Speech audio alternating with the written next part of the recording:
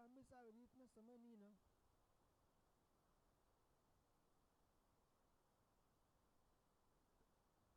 93 परिच्छेद में पूर्व में तीसरे श्लोक में कहा, मद पाई के माँ ही चेहरा नहीं देखना चाहती तो दूसरे की क्या कल्पना करें। मद पाई की माँ भी चेहरा देखना पसंद नहीं करती है।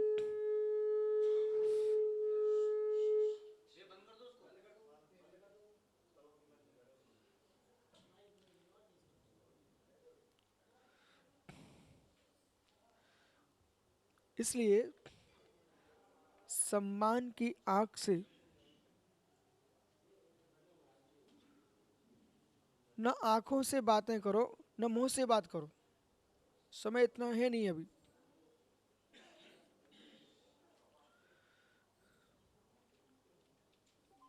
श्रद्धा की आंख से अपनी आंख दिखाना चाहते हो तो नशे से आत्मरक्षा करो। आस्था की आंख से अपनी आंख दुनिया को दिखाना चाहते हो तो फिर मद से आत्मरक्षा करो। और मद से आत्मरक्षा नहीं कर पा रहे हो तो फिर विश्वास रखो, दुनिया की आंखें आपको श्रद्धा की आंख से नहीं देख पाएंगी। जब स्वयं की माँ श्रद्धा से नहीं देख पा रही है तो जगत के लोग तुमको श्रद्धा से क्या देखेंगे। इसलिए ज्ञान शाब्दिक, चर्या क्रियात्मक, श्रद्धा बहिर्भूत, ये एक भी मोक्ष मार्ग नहीं है। ज्ञान शब्दात्मक, चर्या क्रियात्मक, आस्था मात्र दिखावे की, व्यवहार चलाने के लिए, लोक में जीने के लिए, कई बार जीवन जीने के लिए श्रद्धा को प्रकट करना पड़ता है और श्रद्धा नहीं होती।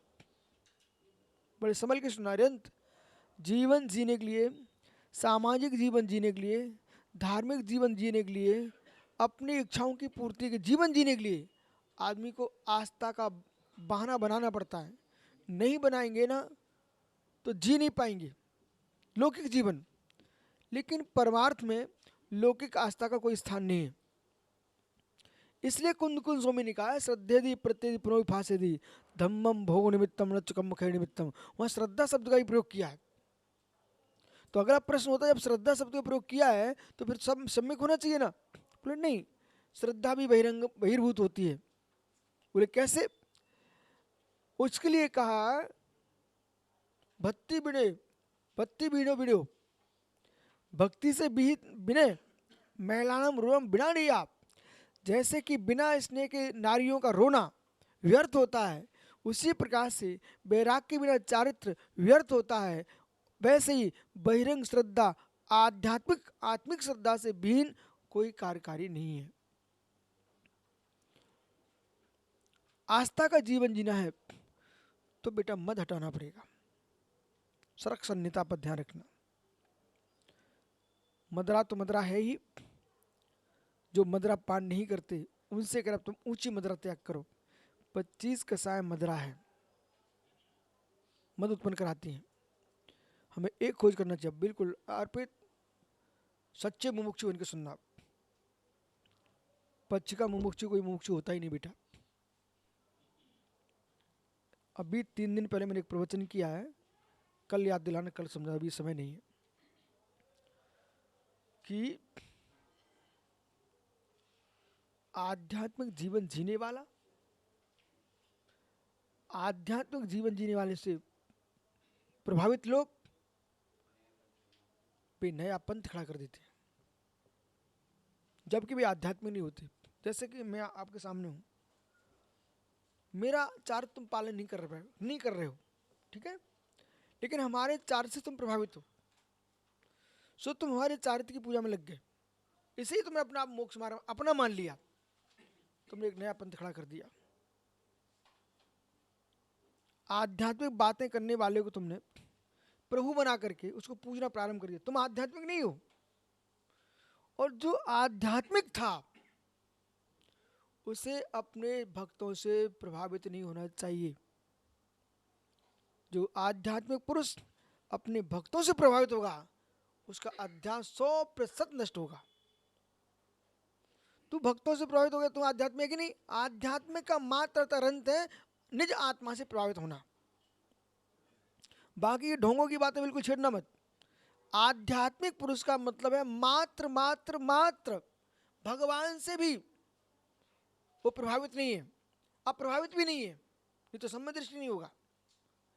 पर इतना गहरे तत्व को प्राप्त कर चुका है, प्रभु हमारे उतने ही श्रद्धे हैं जितनी मेरी आत्मा है, मेरी आत्मा उतनी ही श्रद्धे है जितना मेरा प्रभु परमात्मा है।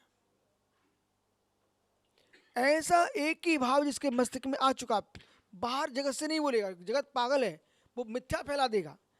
अपना निजी निजी सोच, अंतरंग का विचार, थाली में रखी रोटी जितनी महत्वपूर्ण है तो कनिस्टर में रखा आटा भी उतना ही महत्वपूर्ण है। आज के लिए उपादेय थाली की रोटी है, कल के लिए उपादेय और आटा है। आटे में उपादेय पर नहीं मानोगे तो कल भूखे मरोगे, बराबर। इसी प्रकार से आपको नहीं लगता, आप तो ये बालक को भिन्न मानते, इनको भिन्न मानते, सबको भिन्न मानते, बोले मेरा परमात्मा ही परम विशुद्ध है, वही मेरे लिए उपादेय भूत है। ठीक है, आप प्रकट पर्याय की बात कर रहे हो।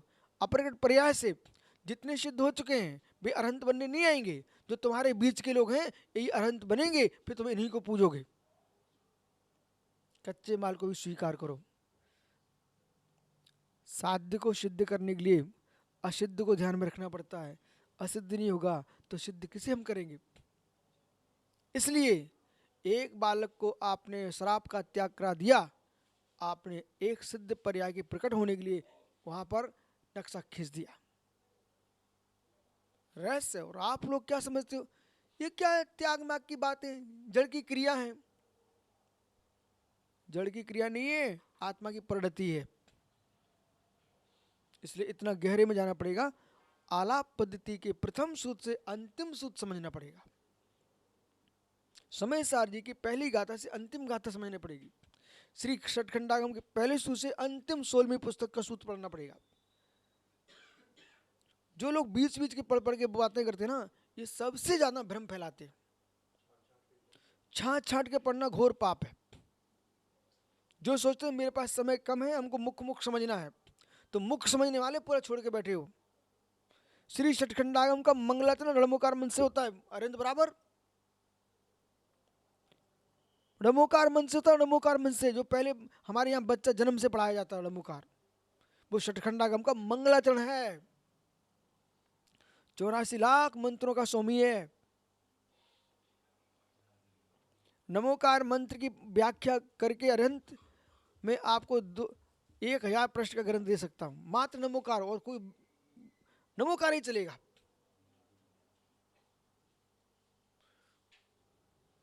ठीक है, इसलिए समझना चाहिए। बहुत सारा विषय है। कल सुबह का जो प्रवचन था उसमें, इसमें कोई था कि नहीं उसमें प्रवचन में? कल हमने सुबह कहा था विचार आपका है, इसे सर्वस्व मान के बैठना, यही सबसे बड़ा ज्ञान है।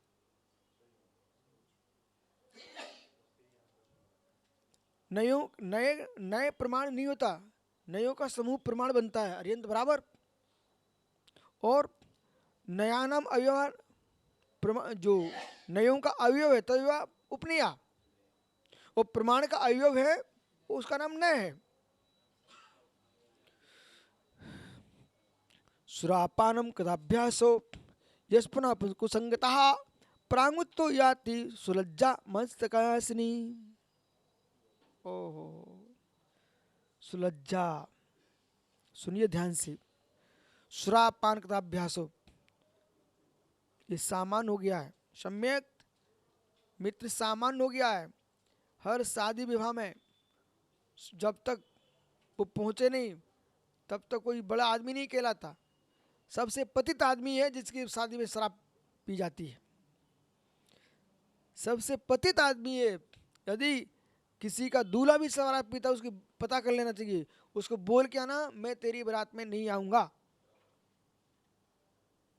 हिम्मत किसी की, बच्चे बैठे यहाँ पर। यदि पता करने कोई दूल्हा शराब पीता है, उससे बोल के आना, भाई मैं आता लेकिन आप शराब पीते इसलिए मैं नहीं आऊंगा। है कोई ताकत? श्रेणी अमित तुमने बहुत अच्छा किया। पांड्या है ताकत? बोल के आना भाई। बोले जब वो घोड़ी पे बैठे बग्गी पे, बोले भाई मैं आया, मैं जा रहा हूं। बोले क्यों? क्योंकि आप शराब पीते हो।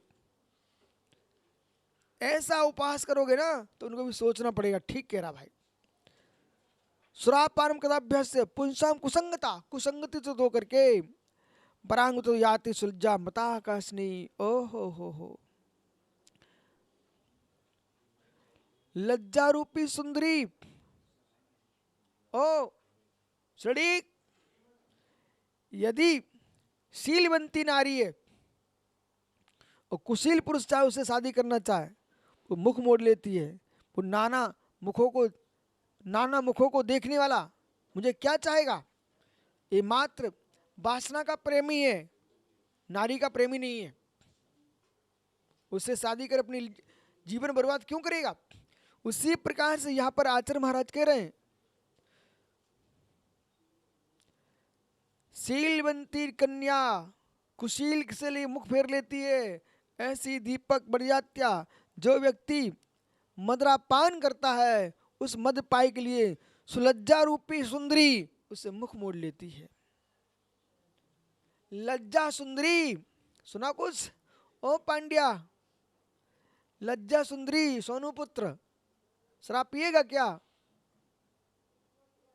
हा? वो ये होता है बेटा, जो लोग सर पी करके नाली में पड़े रहते ना नशा करके, पियोगे ना तो खड़े हो जाओ। जीवन पर्यंत स्वप्न में भी ठंडी मीठी गरम कोई भी शराब नहीं पिएंगे। ठीक है बेटा, आज से तुम्हारी प्रतिज्ञा, ठंडी मीठी कड़वी कोई शराब नहीं पिएंगे जीवन पर्यंत। ठीक है बेटा, चलो एक राम बना। 9 बार नमोकार पढ़ लो। बड़े होकर के मित्रों के बीच में कॉलेज में जाकर के शादी होने गई तो लोग कहें भैया, ठीक है ना, तो कहता नहीं मैं इस स्त्री को बाद में लेने जा रहा हूं, मेरे पास लज्जा स्त्री है, ये मैंने शराब पी ली तो मेरी लज्जा स्त्री भग जाएगी। तब तक ही लज्जा है अर्पित जब तक मदरा मुख में नहीं है, वासना नहीं है, तब तक वो अपना शरीर नहीं दिखाएगा दूसरे को। और जिसके वासना का विष चढ़ गया है वो अपने शरीर की भी चिंता नहीं करता। इसलिए मोक्ष मार्गी तत्वज्ञानी लज्जाशील मद से दूर होता है। नमो रिंता नमुस्ता नमो हरिया।